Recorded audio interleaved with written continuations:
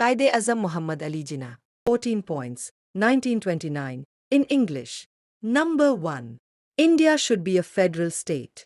The future constitution of India should be federal in nature. Number 2. All minorities should be given adequate protection. All religious communities should enjoy freedom and security. Number 3. All communities should be granted equal religious freedom.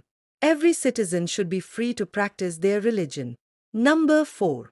All communities should have equal rights and opportunities. There should be no discrimination based on religion. Number 5.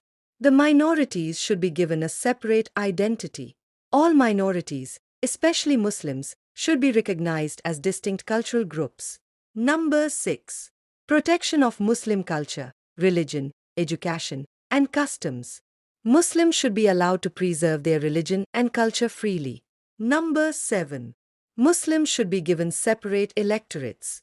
Muslims should have the right to vote separately for their representatives. Number 8. Muslims should have representation in all government services. Muslims should be given adequate share in all services, particularly government. Number 9. All communities should be granted religious freedom. Every community should be free to follow its beliefs and customs. Number 10. Muslims should be given the right to follow their own laws. Muslims should have separate personal and religious laws. Number 11. Muslims should be given full protection of their religious institutions. Mosques, madrasas, and other institutions should be safe from interference. Number 12. No nation should be forced to adopt any culture. All communities should be free from imposition of alien culture or customs. Number 13.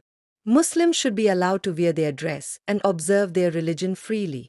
There should be no restrictions on Islamic practices or dress. Number 14. Muslims should be given equal rights in political and national life. Muslims should have full liberty to participate in political matters. These 14 points became the foundation of the Muslim League's demands and ultimately led to the creation of Pakistan in 1947. If you liked my video, please don't forget to like, share, and subscribe so I can keep bringing you more videos like this. You can ask me about any topic, and I will always be here to help you.